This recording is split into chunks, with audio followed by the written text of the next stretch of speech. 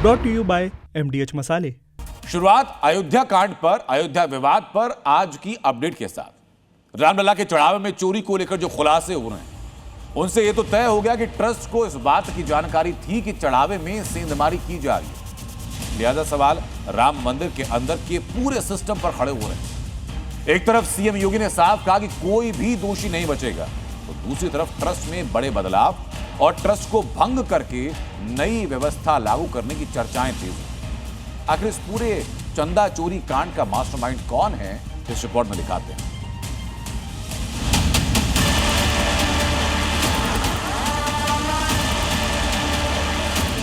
सरकार की जो मंशा है, सरकार ने पहले दिन कहा कि दूध का दूध और पानी का पानी सबके सामने आएगा।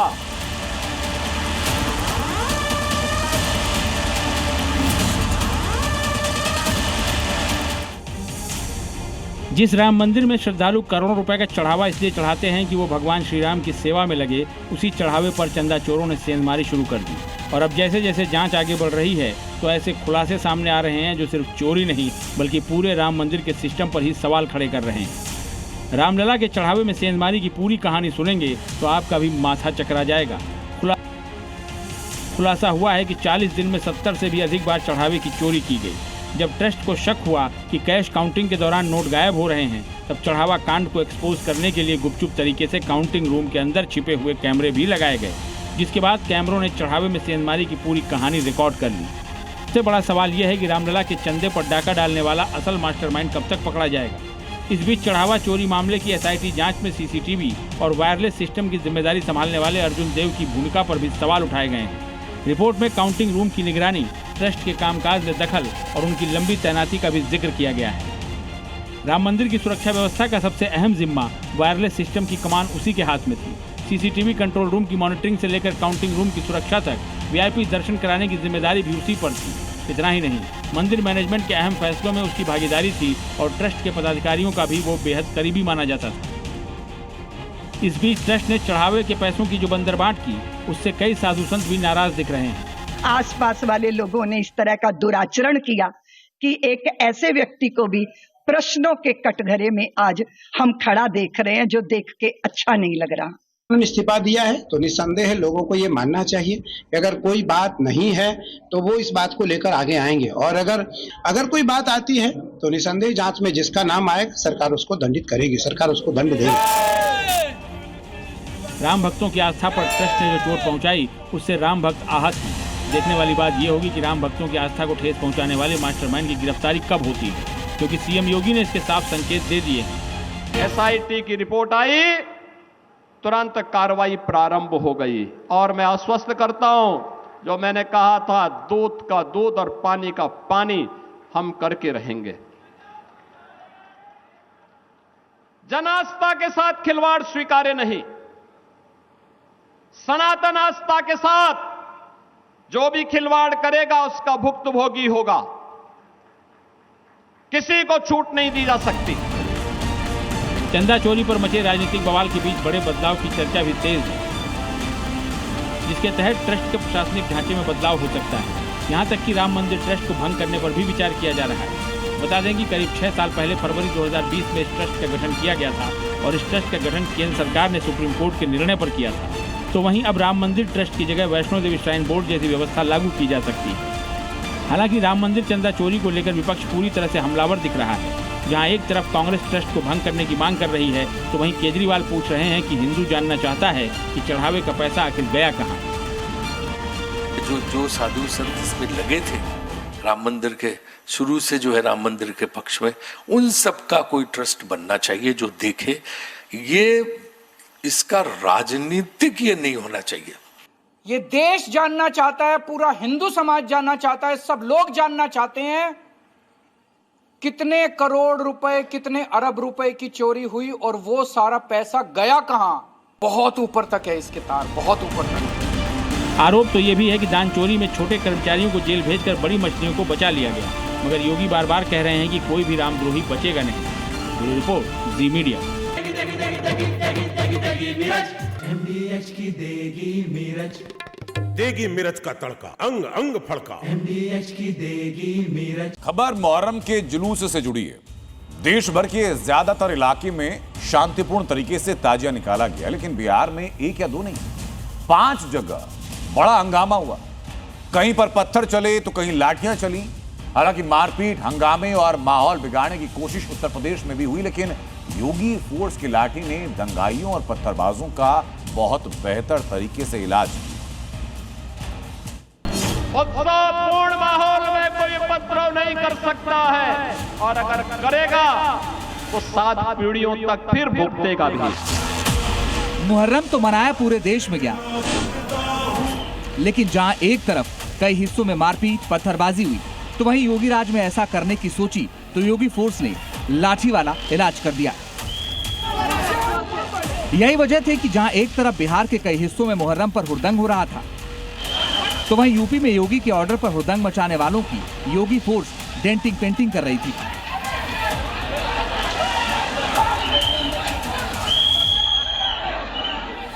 यूपी में लाठीचार्ज हुआ वाराणसी में, जहां हुड़दंग करने की कोशिश योगी फोर्स ने फेल कर दी।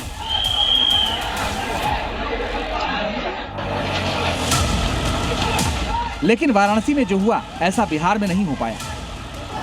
यहां समस्तीपुर, जमुई, सीतामढ़ी, नालंदा, अररिया सब जगह जमकर बवाल काटा गया, और जो रात मातम मनाने की थी वो हुड़दंग में तब्दील होकर रह गई। बिहार के समस्तीपुर में तो मुहर्रम का मौका भाईजान के लिए पत्थरबाजी वाली टूल किट लेकर आया। देखिए कैसे इलाका एक जंग का मैदान बना हुआ है।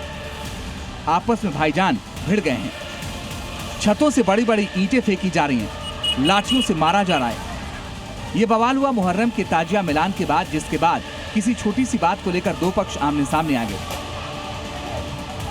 विवाद हिंसा में बदल गया, और सबसे हैरान करने वाली तस्वीर तो छतों से दिखी, जहां बाकायदा छतों से लोग पत्थर नहीं बड़ी बड़ी ईंट लोगों पर फेंक रहे थे।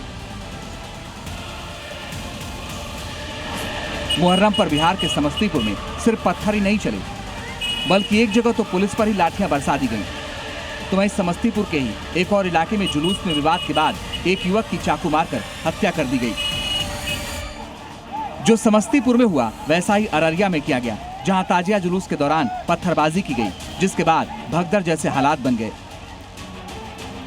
दरअसल यहां नेपाल बॉर्डर से आ रहा जुलूस भारत में दाखिल होने की कोशिश कर रहा था, जिसके बाद भारत में मौजूद जुलूस के लोगों ने बड़ा हंगामा कर दिया। ऐसा ही हंगामा अररिया के फारबिसगंज में भी हुआ, जहां मुहर्रम पर्व पर निकाले जा रहे ताजिया जुलूस के दौरान पत्थरबाजी की गई, लाठी डंडे चले और मारपीट हुई। जमुई में भी मुहर्रम का अवसर बवाल के एक मौके में तब्दील हो गया। यहाँ 2 जुलूस आमने सामने आने के बाद माहौल बिगड़ गया और जमकर पत्थरबाजी की गई। घटनास्थल पर पुलिस भी मौजूद रही, लेकिन अचानक भाईजान भड़के और पत्थर फेंकते रहे। ऐसी तस्वीरें नालंदा और सीतामढ़ी से भी दिखी, जहां मुहर्रम पर बहुत बड़ा हुड़दंग किया गया। यूपी में हुड़दंग ना हो, इसके लिए योगी चेतावनी पहले ही दे चुके थे। इसी का असर रहा कि यूपी में जुलूस शांति से निकले, जहां माहौल बिगाड़ने की कोशिश हुई वो भी फेल कर दी गई। ताजिया की हाइट भी कंट्रोल में रही, लेकिन बिहार में तो भाईजान इतने बेखौफ थे कि एक साथ 5 शहरों में बवाल कर दिया। ब्यूरो रिपोर्ट, जी मीडिया। जिन्होंने यूज किया है वो जानते हैं असली हींग का स्वाद।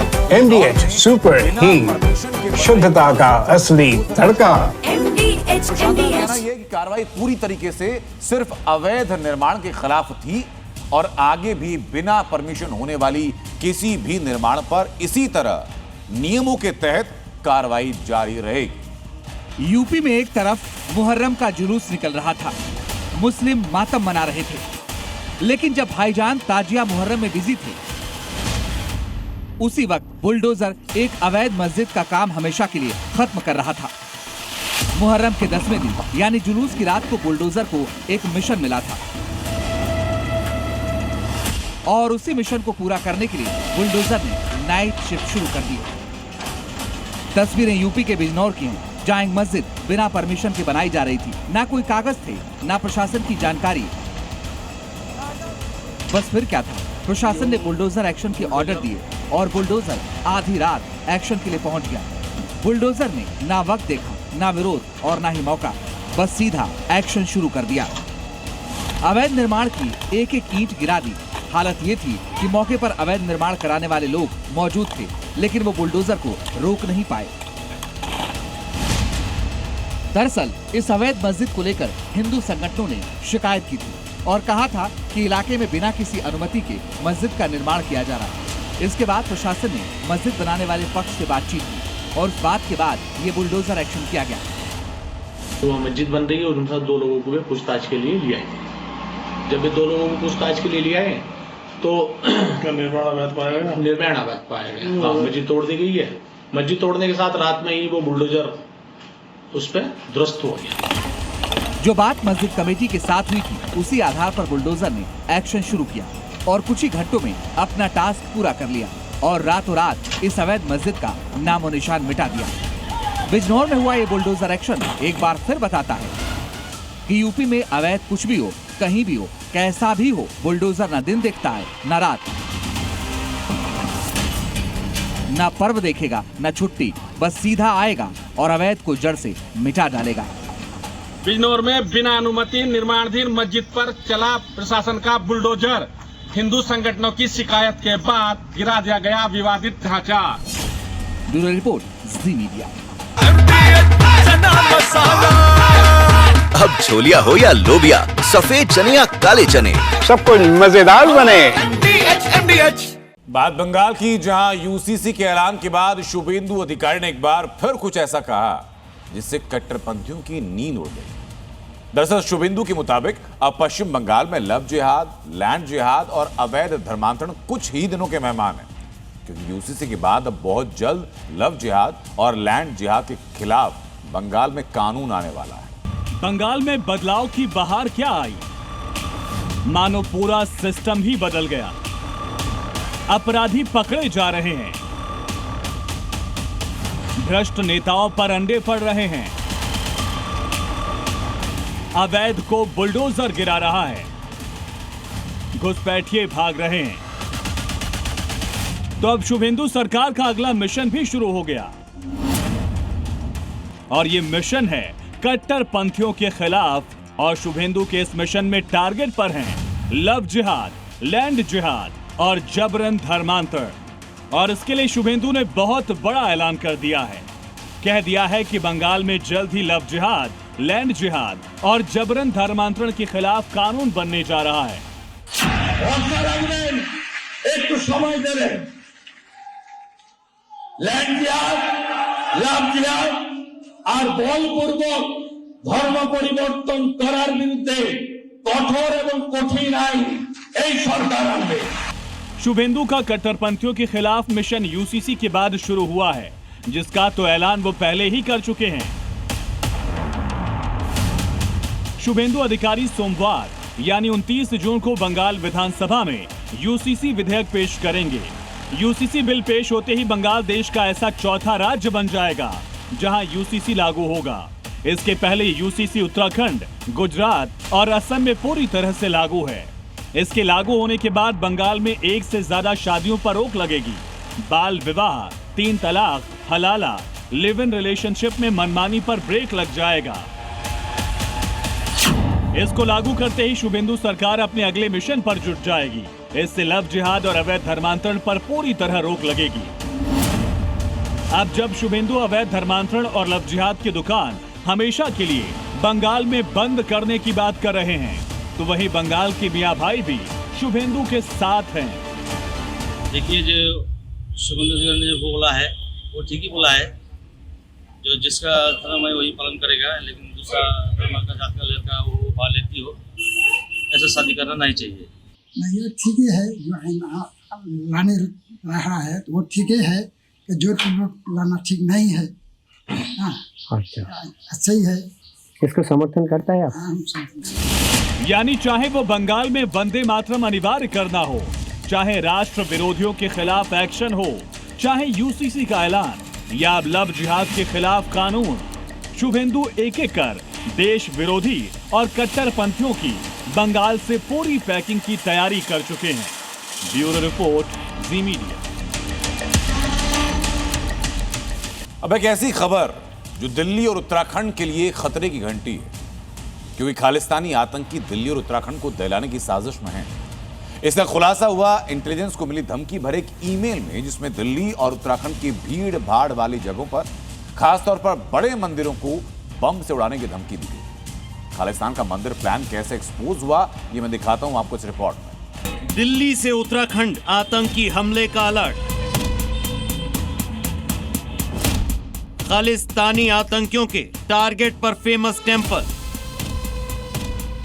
अयोध्या में राम मंदिर के बाद राजधानी दिल्ली से देवभूमि उत्तराखंड तक के बड़े मंदिरों पर आतंकी हमले का खतरा मंडरा रहा है और ये साजिश रच रहे हैं पाकिस्तानी दहशतगर्दों की शह में पल रहे खालिस्तानी आतंकी, जिन्होंने खुद मेल के जरिए दिल्ली और उत्तराखंड को दहलाने की धमकी दी है। इसमें बाकायदा कई मंदिरों के नाम लिखे हैं जिनको टारगेट किया जा सकता है।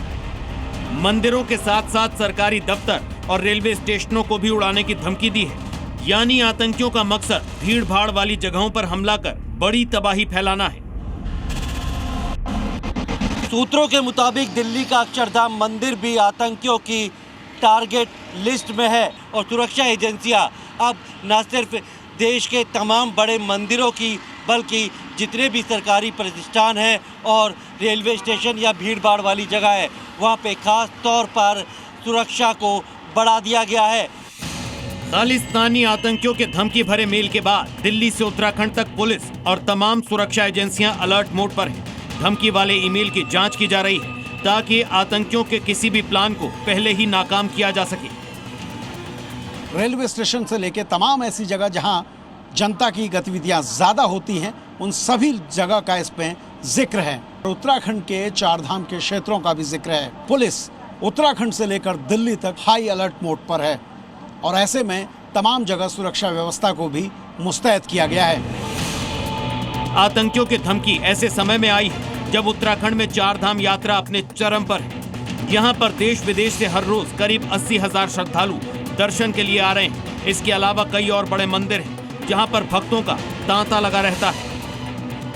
वहीं दिल्ली में भी अक्षरधाम, कालका जी, लोटस टेम्पल, बिरला मंदिर और गौरी शंकर समेत कई बड़े मंदिर हैं जहाँ रोजाना हजारों भक्त दर्शन के लिए आते हैं। ऐसे में कहीं आतंकी हमला होता है तो हजारों लोगों की जान मुश्किल में आ सकती है। फिलहाल केंद्रीय सुरक्षा एजेंसी और दिल्ली से लेकर उत्तराखंड पुलिस खालिस्तानी आतंकियों के प्लान को फेल करने के लिए एक्टिव हो गई है। मंदिरों की सुरक्षा बढ़ाई जा रही है। वैसे खालिस्तानी आतंकियों की हमले वाली ये पहली धमकी नहीं है।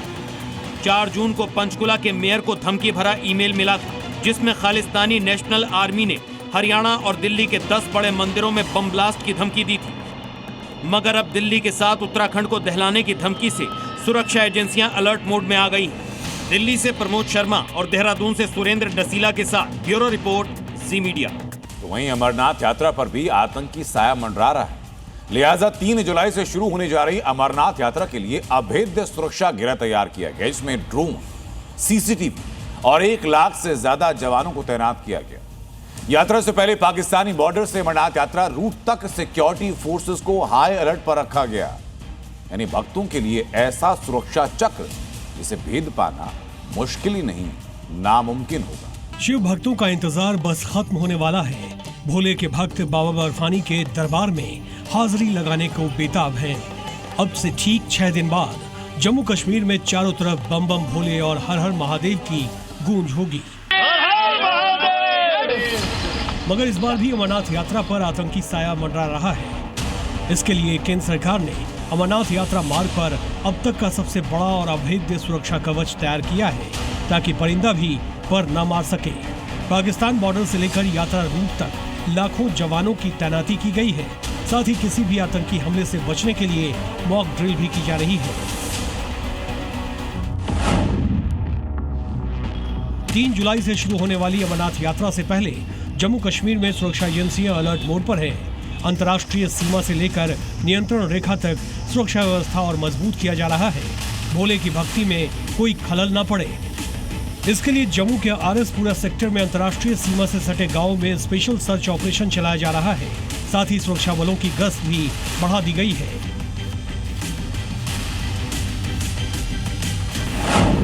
दरअसल खुफिया एजेंसियों के इनपुट के मुताबिक जम्मू कश्मीर में अभी भी करीब 45 पाकिस्तानी आतंकी एक्टिव हैं जो अमरनाथ यात्रियों को टारगेट करने की फिराक में हैं। ये आतंकी लश्कर-ए-तैयबा और जैश-ए-मोहम्मद जैसे संगठनों से जुड़े हुए हैं। 26 जून को पुंछ सेक्टर में भारतीय सेना ने पाकिस्तानी घुसपैठिए को गिरफ्तार किया था।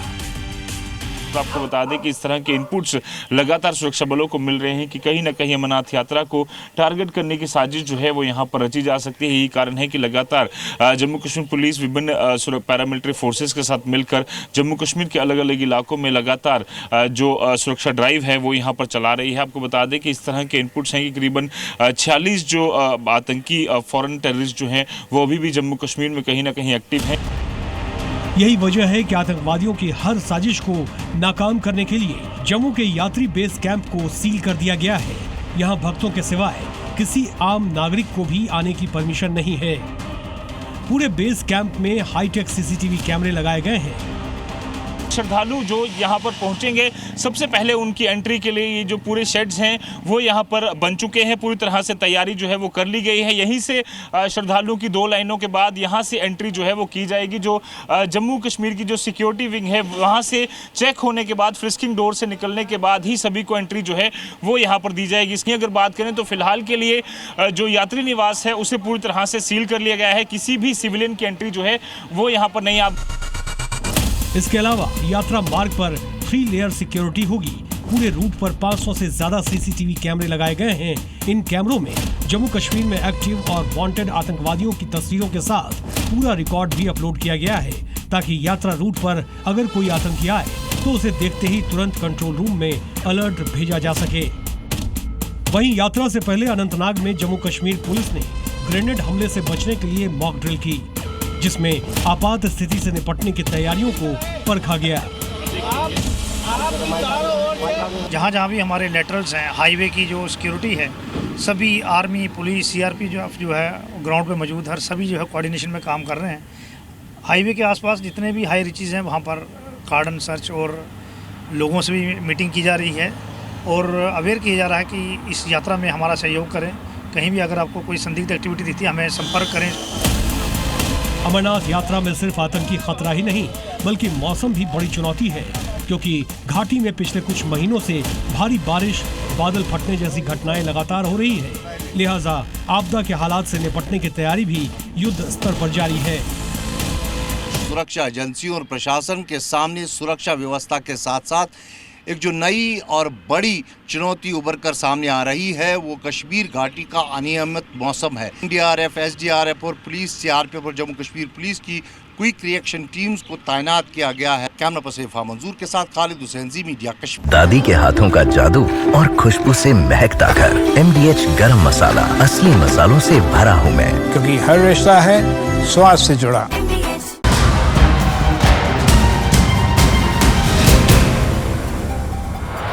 Brought to you by MDH मसाले।